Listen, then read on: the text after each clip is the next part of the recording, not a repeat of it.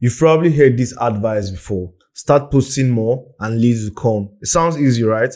But that's not actually how it works. I've seen SaaS startups and founders post endless blog posts and LinkedIn content, but then still wonder why it's not converting, why it's not generating revenue, why it's not giving them money. But then the answer is really simple. That's because they are posting without a strategy. This video is going to bring an end to that because I'm going to share 10 strategies that actually work in 2025 for SaaS startups. They are actionable, they are tested, and they are easy to implement. And one of the strategies I'm going to share in this video is going to save you tons of hours every week while still growing your brand. Let's get into the video. So the first point I'm going to talk about here is to be consistent, which is the foundation of trust. And consistency is the cheat code people don't talk about enough. When you post today, you create content today, you create tomorrow, you don't show up until next tomorrow, you don't show up on Saturday, on Sunday, everyone forgets you. The algorithm forgets you. Your target audiences forget you. With SaaS, the buy cycles are usually longer. A customer might not need you today, but then if you keep on showing up consistently, when they are finally ready to buy, they will remember you because you stay top of mind. Consistency is often mistaken for showing up every day, for being perfect every day, for being exactly how you should be every day. But that's not what it is. It's actually simpler when you think of consistency in terms of showing up at regular times with predictable value. When you are consistent, you just need to be valuable. When you are consistent, you don't need to show up every day, but then you need to show up with predictable value. And here are 3 practical tips to make being consistent easier. The first one is you should schedule batch content so you don't need to scramble every day for what to post. The second one is use 3 to 5 content pillars so you never run out of ideas. And then the third one is set a posting schedule that you can actually maintain, because when you plan ahead, that's going to be way much easier for your schedule. So with consistency, when your audience knows that you're always going to show up, you're always going to deliver value and trust, they're going to be there for you. And always remember, in SaaS, trust is the currency. The second strategy we're talking about is create content for different audiences. The biggest mistake I see SaaS startups make is create one content type for all of their audiences. And that's never going to work because all these audiences care about different things. Every product has more than one audience type it caters for. For instance, let's say you have a product that photographers can use, videographers can use, and dancers can use. Why would you create one content type to serve all of these 3 audiences? It should never be so. Instead, this is what you should do. You should segment these audience types and make content for each of them.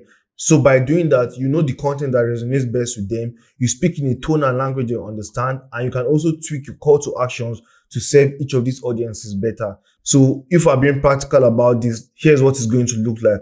For your photographers, you could share lighting tips or camera recommendations. For the dancers, you could share latest or trending dance moves.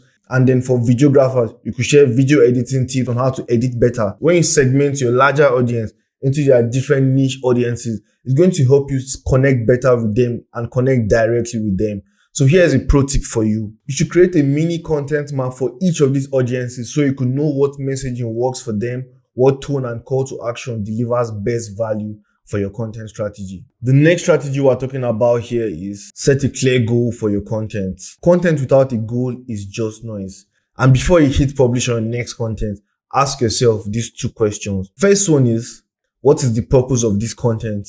Is it for lead generation? Is it for awareness? Is it retention or activation? The second question is, how would you measure success? Is it through sign-ups, views, or demo requests? Before you make any content, the goal in mind should come first. What are you currently looking for? Are you currently looking to generate awareness? When you have that goal in mind, you know the kind of content to create with that goal in mind. So goals come first before thinking of what to publish as a content. Every piece of content should serve a purpose, or else you are just wasting time and money. So the fourth strategy we are talking about now is be comfortable selling. A lot of SaaS founders and startups avoid selling because they don't want to be pushy. Here's the hard truth.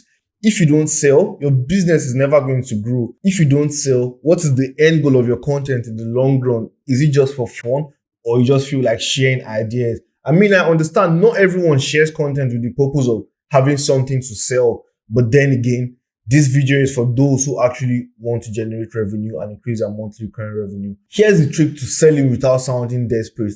The first one is to share customer success stories You reach out to your customers, those who have used your product, those who have something to say about your product, and ask them, oh, how did your product help take them from here to here? And you could publish that as a blog post. You could have a podcast episode with them. They could share what they have to say. You could ask them for a video testimonial. You share that on your website or on your social media. And it could look like this: how this company used our product and got this by this. That's a very basic template for a customer success story. The second one is to share something valuable and introduce your product as a natural solution. So you could talk about general products that people in your industry or people in the industry of your target audiences usually face, and then share your product as a natural solution.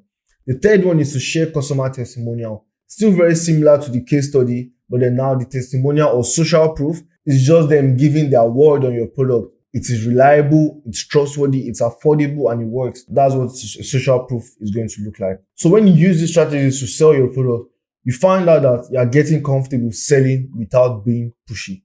Before I move on to the next strategy, I would like to talk about a hard truth every SaaS founder needs to hear. Nobody cares about your latest product release.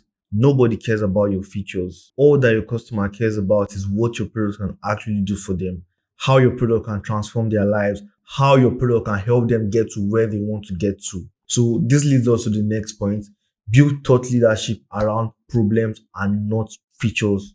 Nobody wakes up next day excited about your latest product release. Like I said, they all care about what your product is going to do for them or how that product release is going to help them. So when next you're writing a blog post or you're writing a LinkedIn update or whatever, it should be centered around the problem that these audiences are facing, and then not about your product and the latest, coolest thing you've built in it. So this is a very basic strategy here. You educate first before you try to sell. And that's how HubSpot built their empire. They own the topic of inbound marketing before selling the concept, the idea of HubSpot. Look for the problems that your audiences are facing. Talk heavily about this problem and then sell your product as the natural solution, like we made mention of in the last point. All of these strategies I'm going to mention in this video are all closely tied together. Take this point as a foundation for the next point I'm going to talk about. At the start of this video, I told you I'm going to share a strategy that will save you tons of hours every week. And that's what we're going to talk about now. Repurposing content like a pro. Repurposing content is your time-saving weapon. You don't need to create content for every platform, but what you should do instead is to slice your major content into smaller pieces for each other platforms where you share content. And it could look like this. You could turn a webinar into a LinkedIn post. You turn that LinkedIn post into an email campaign. You turn that email campaign into a blog post. Or you could take a case study and turn it into a Twitter thread or a LinkedIn carousel, Instagram carousel, or a YouTube short. This approach helps you to keep your messaging consistent while managing your workload. In my last video, I talked about SaaS organic marketing strategies, and in that video, I talked about a content flywheel, and repurposing content is a basic example of a content flywheel. So if you haven't watched my last video yet, use this link up here to learn more about better SaaS organic strategies you could use to grow your SaaS startup. The seventh strategy here is ditch the boring SaaS jargon. Everyone likes a good story, so why aren't you using it in your content? Nothing converts or engages more than a great story.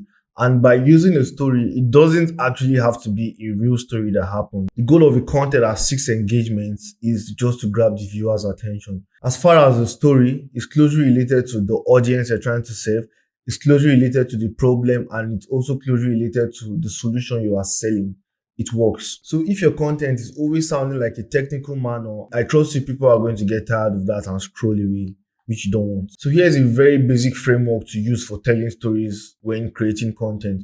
You can use the before and after bridge framework. Here's how it looks. Before, you talk about the pain point, you talk about the problem they were experiencing. After, you show the transformation they got, and then the bridge is going to be your product. So if you are creating content about your product, this is a very basic framework you can use, the before-after bridge framework. If you want me to create a storytelling framework for you that I could use for your SaaS startup, leave a comment below saying story, and I'll look at what the responses are. I'll probably make one for you guys. So let's talk about the next strategy, which is build SEO into your content strategy. Most startup founders keep SEO because it is slow and boring. Sometimes people say it's difficult, but then basically it's slow and boring. Here's the preference of content creation I actually recommend to our clients we work with. Focus on creating organic content, which is optimizing your website and your blog posts. Create YouTube content, before you focus on social media content, because a well-optimized website and blog post and a well-optimized and created YouTube video can rank for years over a social post. Once you see it today, you scroll and move on. So social media is a fast-paced world, but then YouTube and organic blog posts, they are longer term contents, SEO built content that can rank on for years and give you visibility and leads for years to come. So like I said, instead of focusing on social media posts, you should focus on long tail keywords, which is a specific multi-word search phrase, such as best vegan restaurants in New York City for dinner. The second thing you should focus on, search intent. Answer these questions people are searching for before they make purchases. And last but not the least, you should pair blog posts with YouTube videos for increased visibility. When you focus on SEO, when you take your time to build SEO into your content, your future self is going to thank you for it. The ninth content strategy I have for you here is leverage social proof and user-generated content. So people trust people more than brands. That's how social proof works. There's a point I mentioned earlier which ties closely to this, where I mentioned sharing customer success stories. Get your users to make content for you. Get them to make videos about your product. Get them to talk about your product online. Get them to give you feedback you could share. Positive feedback. So here's how you're going to use it. You can share your customer wins in your post, turn their testimonials into short form content, or you could make a whole collection of testimonials like a montage. Put that online on YouTube, put that on your Instagram. Share user generated content. You could start maybe a competition between your users, or you get them to share what they have been using your product to make or how they are using your product in their workflow. With user generated content, you are basically showing other people a perspective of your product that they might have never seen if they didn't know that this other customer is using your product in a certain way. So like I said earlier, people trust people and not brands. So you should leverage social proof and user generated content. So here's the last but not the least content strategy for you. And without this strategy, all of these 9 I just mentioned is going to be invalid. You should measure, tweak, and double down on what's working. If you're not measuring, you are guessing, and guessing costs a lot of time, money, and other resources. You should measure what works using Google Analytics, Google Search Console, Instagram Analytics, Meta Analytics, Twitter, LinkedIn Analytics. Every platform you share content has a way you can measure what's working. So you should drop what's not working and double down on what works. Reinvest money into what's working. Organic content is the foundation for any content marketing you want to do. So when you've built that solid organic foundation, you can scale into paid ads. So measure what's working, drop off what's not working, and double down on what's actually getting the results you want to get. So here's the bottom line. Content marketing in 2025 is not about posting more, but it's about posting with purpose. And here are 4 key things to remember. The first one is speak to the right audience. The second one is be consistent even when it feels slow. The third one is repurpose content like a pro. And the fourth one, like I said, never forget this. If not, all of the other strategies you use are going to be invalid. Always measure and double down on what's working. And here's something that SaaS founders seem to always miss. Your content can only work if you actually understand the value you have to give. If you don't even understand the value you are bringing to this, your target audience, you might never get content marketing right, because you might end up being shy or timid or not even knowing the key problems to ponder upon. That's why I put together this free value proposition guide. It helps you define the value you offer at every single point without second guessing yourself. From who you serve, why you should care about what you're selling, what you're actually selling, and how your product is going to help them. And when you have a clear understanding of these 4 aspects, it's going to be a breeze in the park when you're creating content. So if this sounds like something you're interested in, you could grab it using the link in the description. It's going to completely change how you approach content marketing. I'll see you in the next video, and until then, stay consistent, stay real, and stay memorable. I'm rooting for you.